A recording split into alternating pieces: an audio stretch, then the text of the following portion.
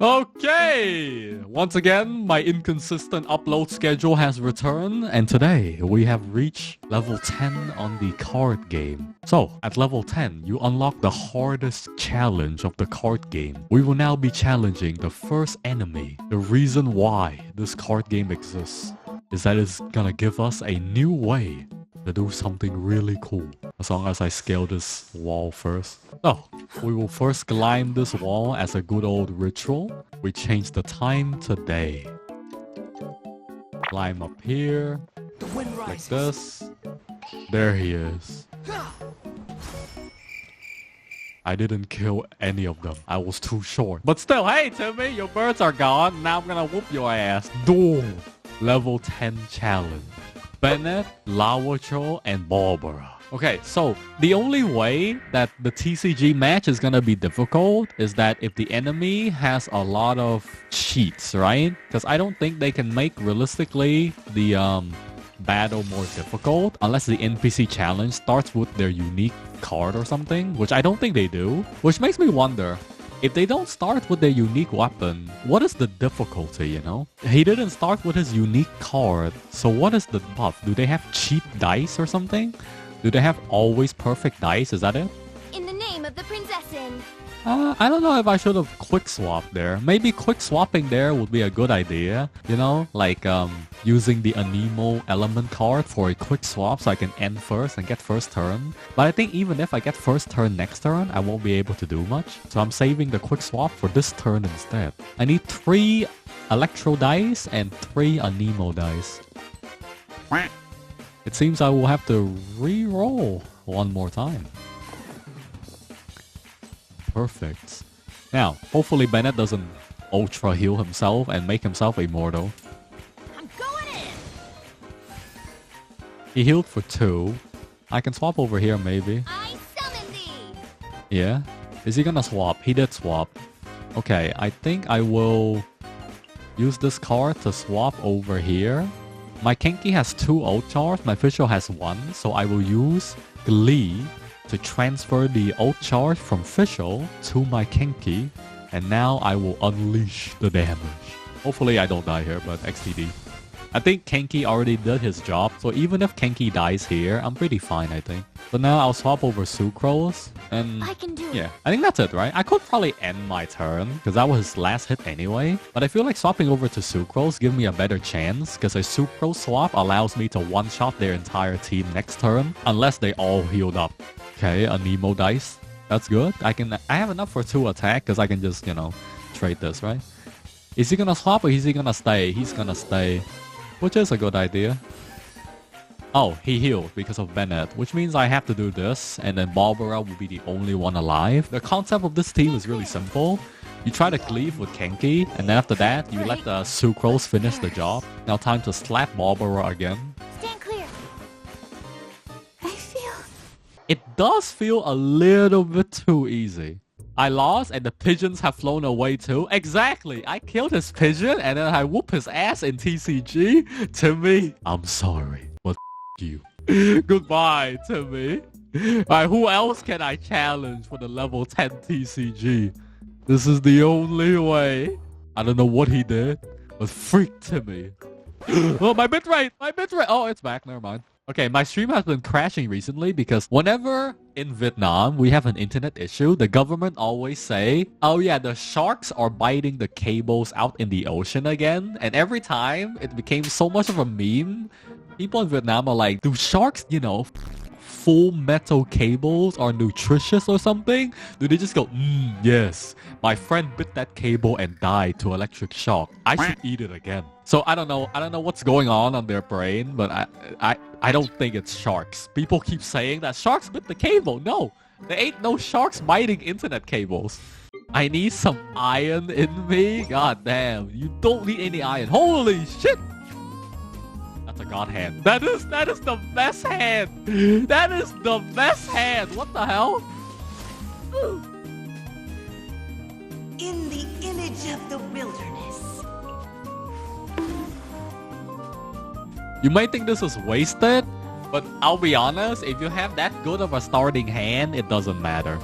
Now all I have to do is summon Oz swap the Kenki, use the Glee card, and one-shot their entire team, right? It's a very easy gameplay. This team is very brain dead. The only thing is you need enough energy cards. The reason why the team is so strong is because when you swirl, and they have Electro and Cryo on their team, you do an additional 1 damage to their entire team. I'll now use the Glee card.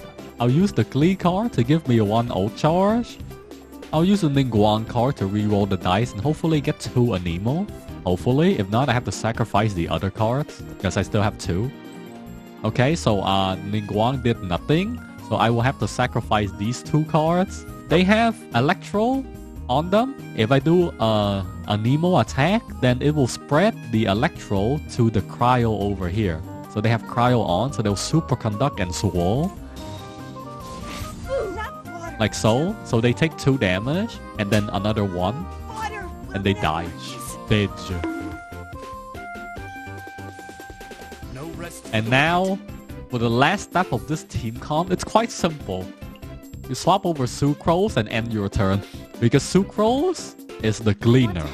She cleans everything up. Glee is S tier.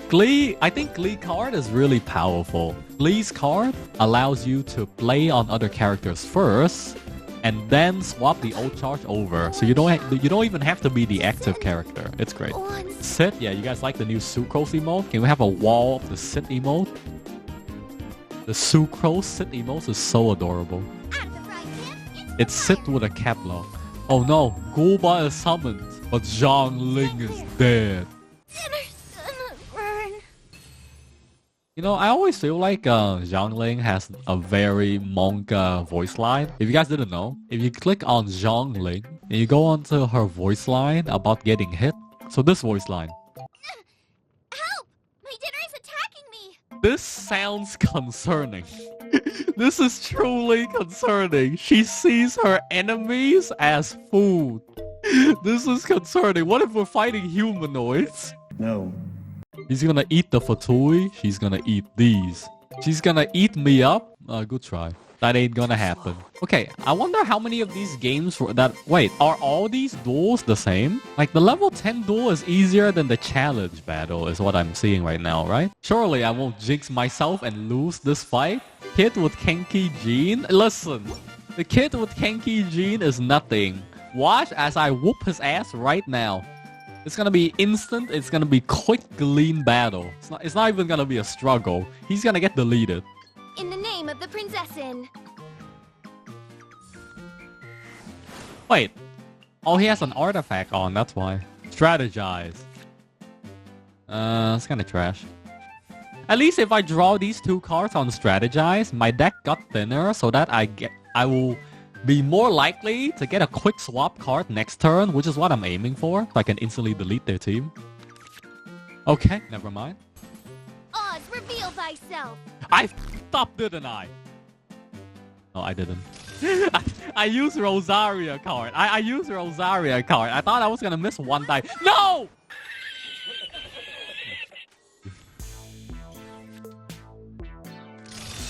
I'm back! I'm back! It is time! Round 2!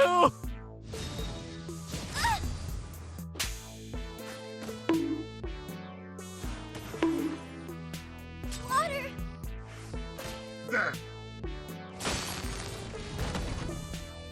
Challenge is pretty easy! This is too easy though! All these challenges are too simple. All the fights are predictable. I think one of the things people told me is like your currency caps at 21,000 or something. So if you add 20,000 coins, you have to buy the stuff for it, right? Let me buy the stuff in my deck first. And that could be done, right? There's probably like, I can check how many NPC challenge I have left, right?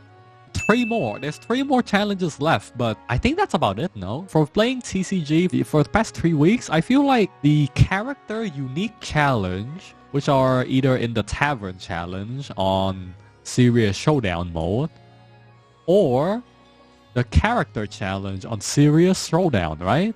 Especially Kali. Like, Kali Serious Showdown is so broken because Kali starts with her unique card.